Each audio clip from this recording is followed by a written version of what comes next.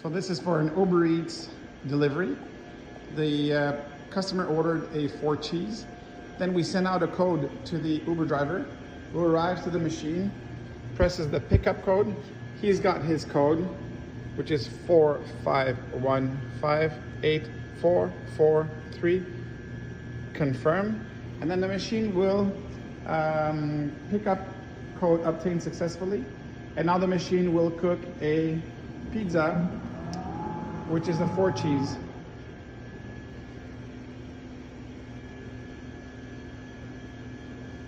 Right now we have the